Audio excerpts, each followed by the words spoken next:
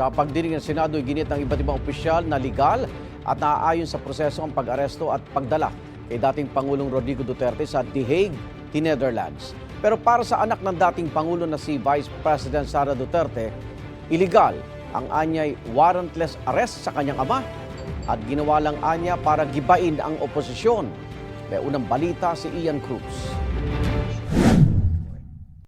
This was patently an illegal arrest. Nanindigan si Vice President Sara Duterte sa pagharap niya online sa pagdinig ng Senate Committee on Foreign Relations. Wala na raw jurisdiksyon ng International Criminal Court sa Pilipinas dahil epektibo na noong 2019 ang withdrawal ng Pilipinas sa ICC. At dahil walang warrant mula sa korte sa Pilipinas, warrantless arrest ang nangyari sa kanyang amang si dating Pangulong Rodrigo Duterte noong March 11 sa Villamor Air Base. Di rin daw nasunod ang Article 59 ng Rome Statute na dapat dinala muna sa competent court ang ama matapos maaresto. Pero giit ng Justice Department, legal at nasa proseso ang pag-aresto sa dating Pangulo. The IHL is the domestic law that we followed in recognizing the warrant of arrest issued against Rodrigo Roa Duterte. Which domestic law and process did Republic Act 9851, Your Honor. as mentioned previously? Yes, as been mentioned previously, and within the provisions allows us two options, either extradition or surrender. We chose the executive mode, which is surrender. Ang chairperson ng komite at kapatid ng Pangulo na si Senadora Amy Marcos nagpakita ng video ukol sa naganap na pag-aresto. Isinuko natin si Rodrigo Roa Duterte sa dayuhan na para bang wala siyang sariling bayan, na para bang hindi na natin kayang humusga sa sarili nating tahanan. Pinakita rin ng Senadora ang mga pahayag ni Pangulong Bongbong Marcos na nagsasabing di tutulong ang Pilipinas sa ICC. Why is the SOJ now saying that we are nevertheless somehow, in some miraculous way, under the rubric of the international humanitarian law, still under its jurisdiction? Your Honor, it is not the Philippines that is under the jurisdiction. It is the individuals who are charged by the ICC, which is under the jurisdiction. There is a distinction, ma'am. Our views evolve during times, at times, and I don't So you know do admit if he that still you- has the same view up to today, because we are talking about a clip which was done 1.5 years ago. Our minds can change, ma'am. Lumabas din sa pagdinig na hindi red notice, kundi diffusion request ang ipinadala ng Interpol sa Pilipinas at natanggap ng Philippine Center on Transnational Crime.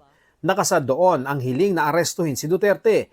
Pinadala raw ang request matapos ang prior consultation sa gobyerno ng Pilipinas na pumayag na sumunod sa International Warrant of Arrest. Base raw ito sa warrant of arrest mula sa ICC. Ang diffusion po ay sa Article 97 ng Rules on Processing of Data is a standardized request Tama. to arrest, detain, or restrict movement Right. of accused. Ito. Tama, Locate, pero hindi Tama pa po. hindi pa siya verified, hindi pa siya naimbestiga at hindi pa nailalagay bilang opisyal. Wala pang task force, wala Tama po pang yan, tama po. compliance review. Pero hindi po ibig sabihin noon na wala siyang value.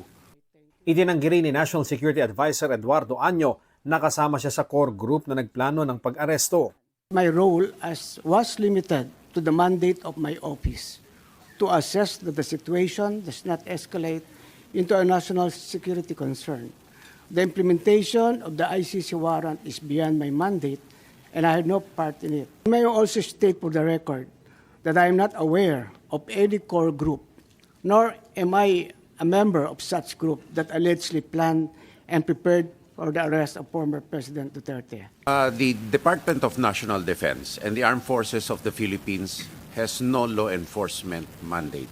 Our sole mandate is to give support to the Philippine National Police when it is asked for. There was no planning, ma'am. Anong in-effort ng group ma'am, kapag hindi let plano? me- I think that we're intruding into executive privilege already, ma'am.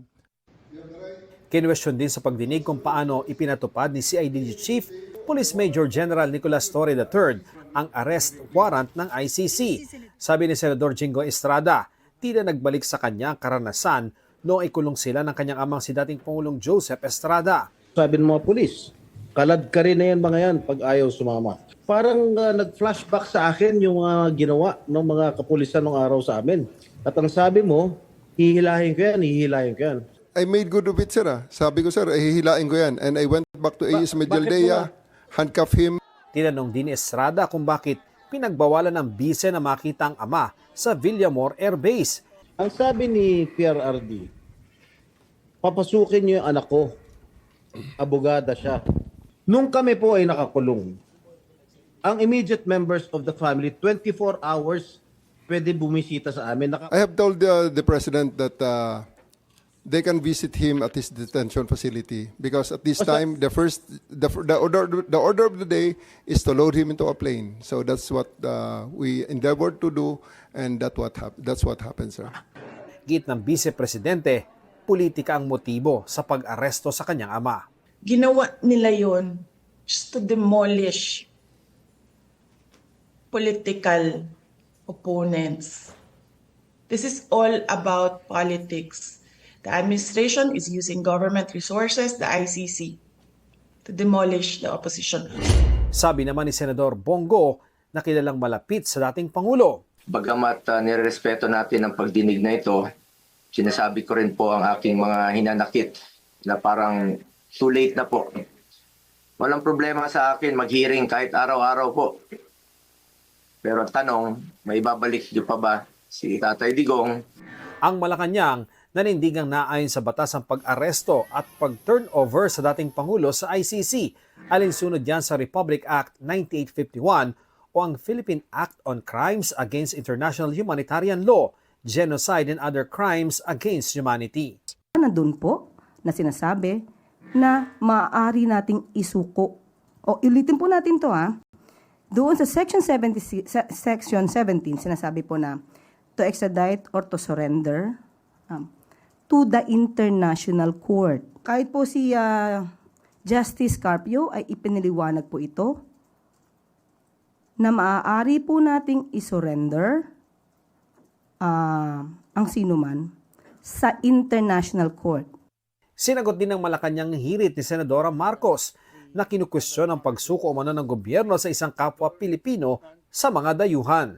Since when did the Philippines become a province of The Hague? Hindi po natin ninais na maging probinsya ng kahit anuman dahil po tayo ay isang independent country. Hindi po natin ninais na maging probinsya din po ng Fujian, China. Never natin inisip yan na maging probinsya tayo ng anumang bansa. Nagpapatupad lamang po tayo ng batas. Kaugnay ng video na pinalabas sa Senate hearing. Yung video na may mga sound effects pa na para talagang maladrama ang dating. Yung gumawa po sana ng video ay hindi po na-cut or na-splice.